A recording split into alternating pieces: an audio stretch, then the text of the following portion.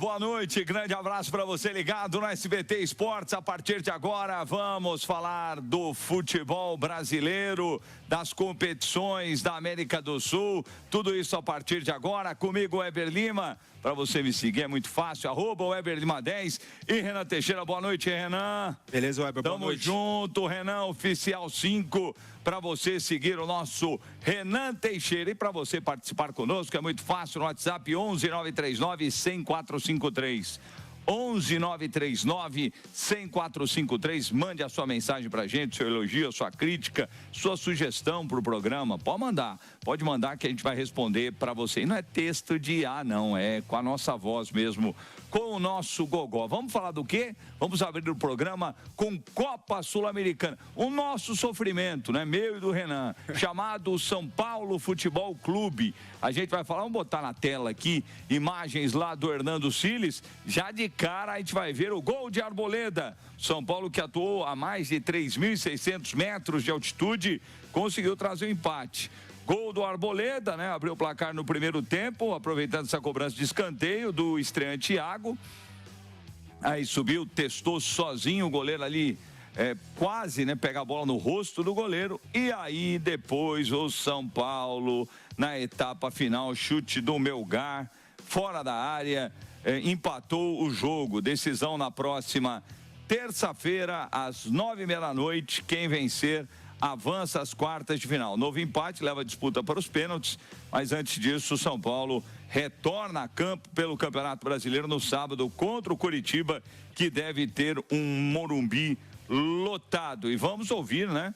Arboleda, o zagueiro que falou depois do jogo sobre o período de turbulência no clube após tentar deixar o tricolor e viajar ao Equador sem comunicar a diretoria. O zagueiro chegou a dizer que passou por depressão e pediu desculpas ao torcedor. Nesse momento, quando eu tomei a decisão de ir embora, estava passando por um mau momento. Como sempre falei, meu erro foi não haver comunicado a meus companheiros, a diretoria, a comissão. Eu acho que foi no momento, estava muito triste, muito ruim. Só pensei em sair, em ir embora, me acolher com minha família, que para mim é muito importante, e com meus amigos, né, que chegaram no meu bairro, e passar com ele, consumir um pouco, parar de pensar muito em futebol, porque realmente não estava num bom momento, estava num momento muito ruim na minha carreira. É a primeira vez que me passa. Eu acho que também por isso tenho muitos anos aqui.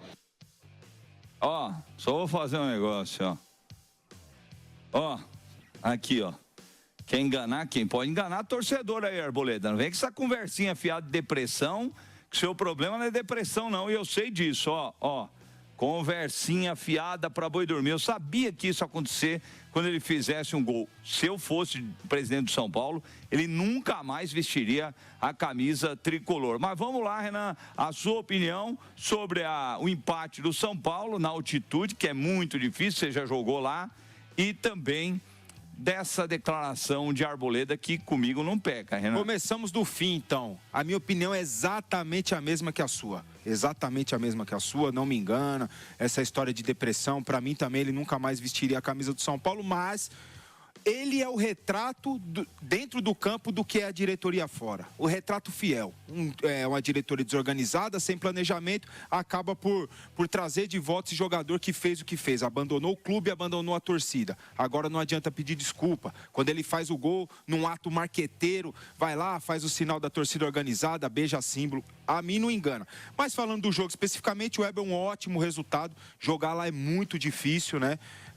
Acho que o Dorival dessa vez armou o time bem, né? Um time bem compacto, jogadores próximos para não deixar com que eles tivessem um espaço muito grande para preencher e para correr. Então eu acho que foi um ótimo jogo, um ótimo resultado do São Paulo, mas o jogo mais importante da semana é sábado, contra o Coritiba no Morumbi. Torcedor que puder, vá, porque o clube precisa de você nesse momento. E nós vamos falar amanhã dos jogos de hoje da Copa Sul-Americana. É o seguinte, saindo um pouco da competição sul-americana com transmissão do SBT, que você curtiu aqui no SBT, a gente vai para uma novela que acabou.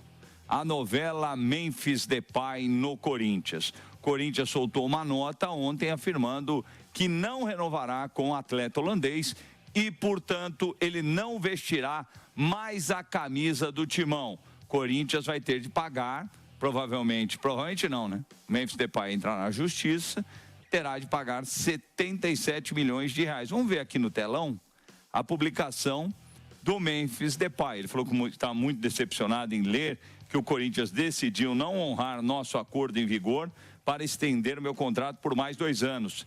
Renovação foi explicitamente acordada pelo presidente, pelo departamento esportivo, jurídico e financeiro, mas algumas pessoas decidiram, no entanto, romper esse compromisso. Eu não queria essa situação e sempre respeitei o clube ao longo de todo o processo, mas agora sou forçado a reagir com firmeza para preservar meus interesses. Nos próximos dias falarei publicamente, mas fiquem certos de que não deixarei esse comportamento inaceitável sem sanção. A notícia do dia é que Memphis Depay e os seus advogados entendem que o acordo estava feito, estava tudo acertado. O que estava acertado? Um novo contrato de 100 milhões de reais. É isso mesmo. Um novo contrato de 100 milhões de reais, cerca de 20 milhões de dólares.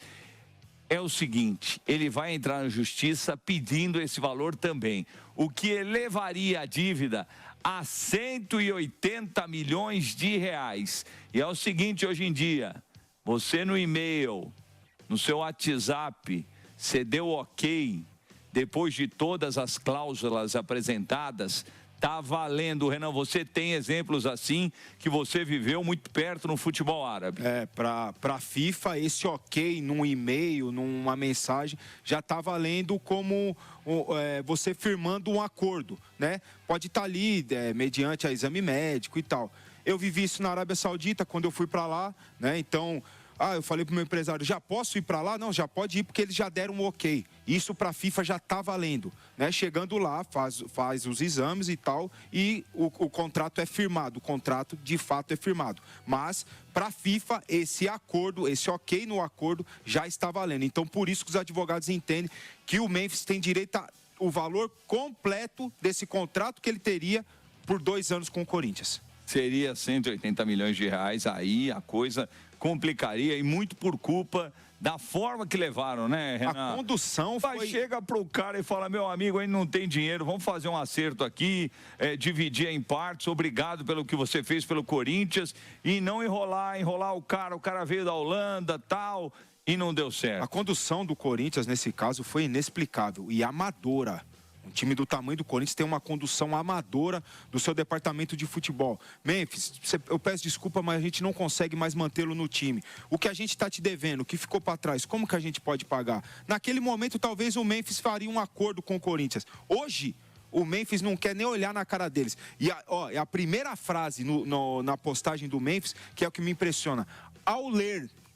Portanto, acho que ele não foi comunicado. Não. Ninguém ao menos ligou para ele. Antes de soltar a nota. Antes de soltar a nota. Ao ler, aí, que fica uma vergonha completa dessa diretoria do Corinthians. Vamos falar de Libertadores da América daqui a pouquinho, Tô olhando aqui no meu relógio, Daqui a pouquinho tem Palmeiras e Cerro Porteño na Arena do Verdão. O Palmeiras que perdeu para o time paraguaio na fase de grupos aqui em São Paulo. Quer dizer... Lá no Paraguai, o jogo terminou empatado. Vocês se lembram que o Abel Ferreira reclamou porque diminuíram o campo, era visível, né? Que diminuíram a largura do campo. E aí ele reclamou, o time daqui utilizou essa artimanha para ter menos espaço em campo e tal. Aí o que é que aconteceu aqui em São Paulo? O Palmeiras acabou perdendo para o time paraguaio. A única derrota na Libertadores desta edição do Verdão. E John Arias falou sobre a partida de logo mais, lógico, relembrando o que aconteceu na fase de grupos.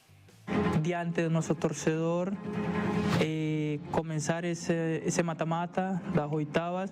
Claramente que o Cerro es un rival difícil, un rival que nós conhecemos, que enfrentamos na fase de grupo, mas eu acho que a gente chega preparado para conseguir tirar uma vantagem o dia da manhã. Claramente que é importante voltar a vencer aqui na nossa casa, em um lugar que somos muito fortes. Tem que voltar a vencer. Dos últimos 2 jogos do Brasileiro, o Palmeiras não conseguiu vencer equipes fraquíssimas, como Atlético e Internacional. E o Cerro Porteño. Abel, você que falou que o Turma vem jogar aqui com os 10 atrás. Não vai ser diferente. Não vai ser diferente com o Cerro, Renan. Vai ser diferente. E ele tem a responsabilidade de criar ali alguma coisa, alguma forma, algum mecanismo, Weber, de fazer, abrir a defesa do Cerro Porteño. Eu tenho a expectativa que o Palmeiras consiga abrir uma vantagem no confronto. Mas para isso, precisa elevar o seu nível de desempenho desses últimos jogos. Você pega o jogo contra o Fortaleza pela Copa do Brasil, jogou mal, perdeu. O jogo contra o Inter que você citou, empatou, perdeu também no Atlético Mineiro. Então, precisa evoluir no desempenho para conseguir abrir a vantagem no confronto. Vamos falar do outro jogo da Libertadores, o clássico brasileiro, Cruzeiro e Flamengo, que se enfrentam logo mais. E olha, a gente lembrou ontem, né, da história do que aconteceu há 8 anos, né, onde quando o Cruzeiro tinha o Arrascaeta e eliminou o Flamengo também nas oitavas de final. Vitória no Maracanã 2-0, depois no Mineirão perderam por 1-0. O Cruzeiro avançou. A gente tá vendo aí os gols do confronto, né, do primeiro turno do Campeonato Brasileiro entre Flamengo e Cruzeiro. E aí, Renan, a expectativa para o jogo de hoje? O Cruzeiro tem novos jogadores, né? Não será o mesmo time, o Flamengo muito mais parecido com o do primeiro turno do Campeonato Brasileiro, Renan. O Cruzeiro deu uma mexida aí, né? Chegou o Wesley, que é um bom jogador de lado, muito bom jogador, tem novas opções, o Arthur Jorge, mas eu vejo para o confronto, não para o jogo de hoje, Weber, mas para o confronto eu vejo ali um leve favoritismo para o time do Flamengo. Eu acho que tem jogadores com maior capacidade de decisão, óbvio, tem que ali dentro do conjunto eles estarem num bom dia, eles estarem naquele dia inspirado, e sendo assim eu acho que o Flamengo tem mais condições, mas jogando no Mineirão, com, sei lá, 60 mil pessoas, hoje vai ser um confronto legal da gente assistir, emocionante, para o jogo de hoje, muito equilíbrio, Weber. Ontem também tivemos jogos pela Libertadores da América. O Fluminense ficou no empate com o Independiente Rivadavia em 0-0. Não foi uma boa partida. Logo no início, aí o Fábio já faz uma grande defesa. Foi um dos nomes da partida, o Fábio, que fez realmente boas defesas. Lembrando que ontem também tivemos, né, um empate entre Estudiantes e Universidade Católica lá na Argentina, 1-1. Esse terminou 0-0. Todo mundo sabe que o Fluminense contratou quem? Hulk, que no caso seria, está vendo aí na imagem, o Hulk seria a solução para o clube carioca. Só que ele vem recebendo muitas críticas, não desempenha o seu papel dentro de campo e o atacante falou sobre isso. Eu particularmente sei que existe a cobrança, principalmente quando se vem para o clube novo, a forma que você vem, a expectativa, o nome pesa, então o pessoal quer resultado imediato, quer ver gol, quer ver grandes exibições, e eu vim preparado para entregar isso. Infelizmente ainda não consegui encontrar essa leveza para dar esses resultados, mas assim, não é motivo para eu desanimar, não é motivo para eu largar a toalha, não é motivo para eu desconfiar e não deixar de ser profissional, pelo contrário. Sou um cara que me cobro bastante, eu entendo a cobrança da torcida, que é natural quando tem resultado. O que não pode é desanimar, o que não pode achar que tu não é um bom jogador ou algo do tipo. Se tivesse feito já 15 gols também, jamais imaginava que eu era o melhor jogador do país. E aí, não está mostrando um grande futebol, já não mostrava no Atlético Mineiro na parte final, né? Até por isso que o Atlético liberou um ídolo, né? Porque ele não estava bem e não continua jogando bem, performando bem no Fluminense. Eu achei que ontem o Zubeldia escalou, iniciou o time mal, e o melhor jogador em campo foi o goleiro do Fluminense. Se não, teria perdido. De 3 jogos contra o Independiente Rivadavia, 2 em casa, o Fluminense não conseguiu ganhar nenhum. E isso é impressionante, velho. Para a gente fechar esse bloco, na Nova Brasil FM, você curte os jogos do Campeonato Brasileiro, Sul-Americana, Libertadores, Copa do Brasil, os estaduais, e ontem não foi diferente. Vamos curtir o gol do São Paulo na voz de Jorge Vinícius. Escanteio do lado direito, na bola, na cobrança, vem Iago, cruzou na grande área, o toque de cabeça! Gol! Nova Brasil! Nova Brasil em campo! Arboleda! É do São Paulo! Arboleda! Aos 22 minutos do primeiro tempo, o estreante Iago bateu.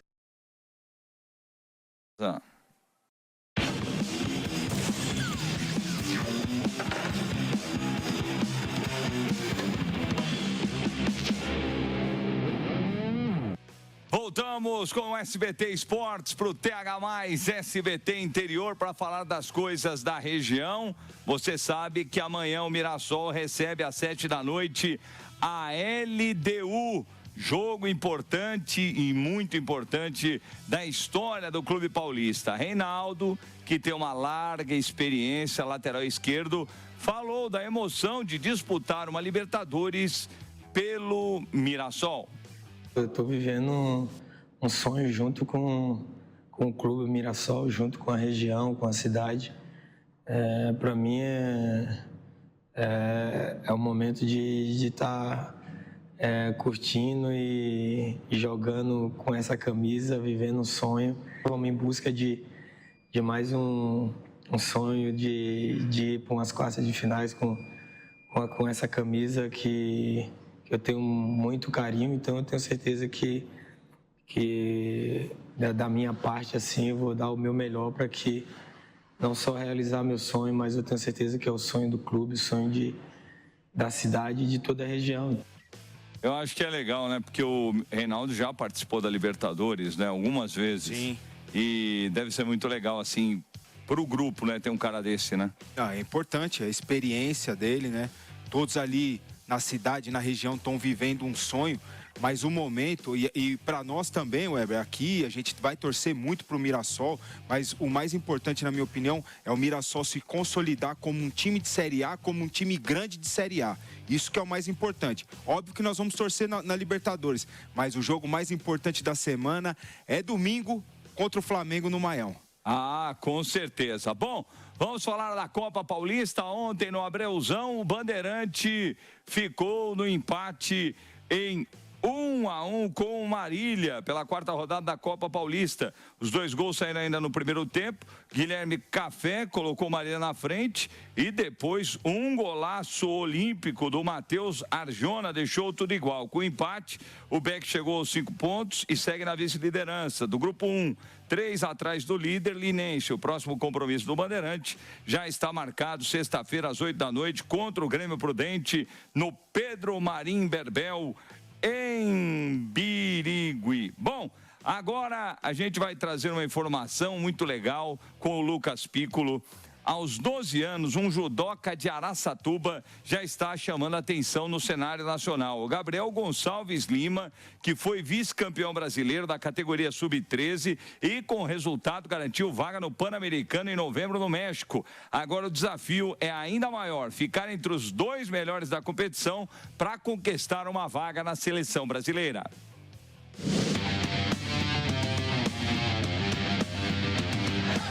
É no cumprimento que começa mais um dia de treino no judô. Entre esses dois aí, a parceria já dura quase uma década. O Gabriel tinha apenas 3 anos quando começou a treinar com o Caio. A mãe dele convenceu, junto com, na época era o meu pai que assumia aqui a academia. Então desde cedo começou e foi um atleta que continuou com nós até as próximas gerações, né? Foi a minha, do meu pai, chegou a treinar um pouquinho com meu avô, sempre foi um aluno ativo até mesmo quando o pessoal mais velho está treinando, é um garoto que sempre está observando, e essas questões que fazem a diferença, né? Esse diferencial. Hoje, aos 12 anos de idade, os treinos são intensos e diários e exigem repetição, correção e muita disciplina. Foi nessa rotina, alinhada ao talento, que o Gabriel transformou o esforço em resultado.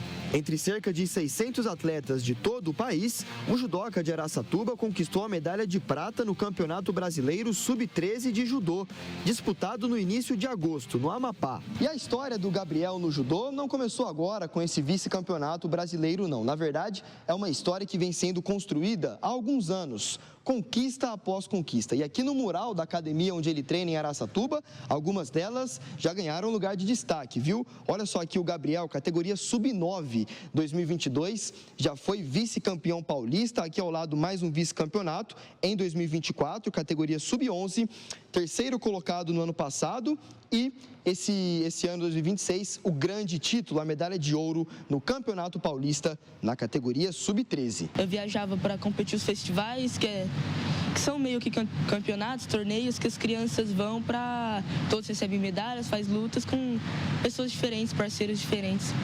E as medalhas, Gabriel, quando é que elas começaram e quais são os títulos aí, as medalhas que você já tem também?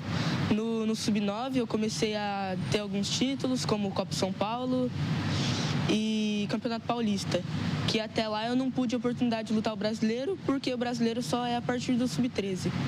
Aí então eu fui crescendo, ganhei títulos como Copa São Paulo, Campeonato Meeting, que participa 4 estados, que são São Paulo, Rio Grande do Sul, Santa Catarina e Paraná.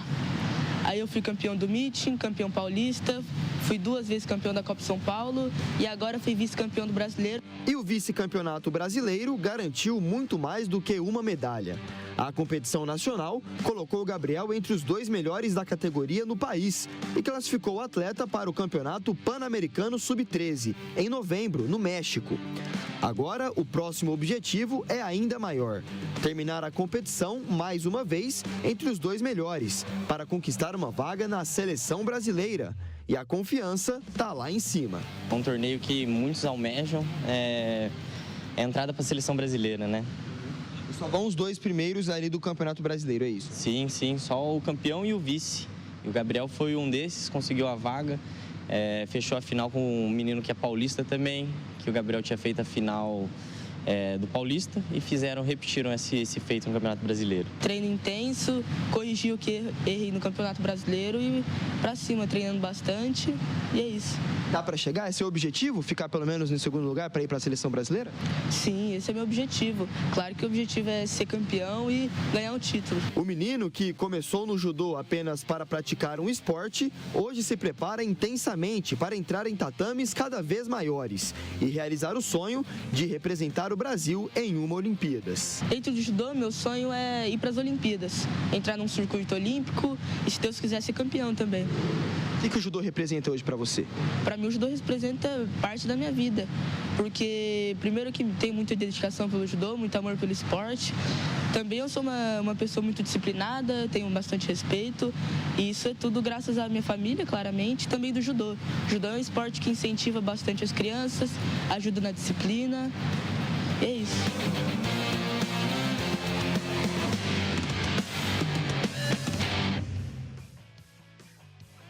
Parabéns, Gabriel. Disciplina, né, Renan? Sempre. Disciplina, comprometimento, renúncia e sacrifício. Tiver isso daí, você vai ser um atleta olímpico. Coragem, resiliência. É isso aí, Renan. Um grande abraço. Amanhã estaremos juntos novamente aqui no SBT Esportes. Obrigado pela audiência, pelo carinho. Fiquem com Deus. Até amanhã. Tchau.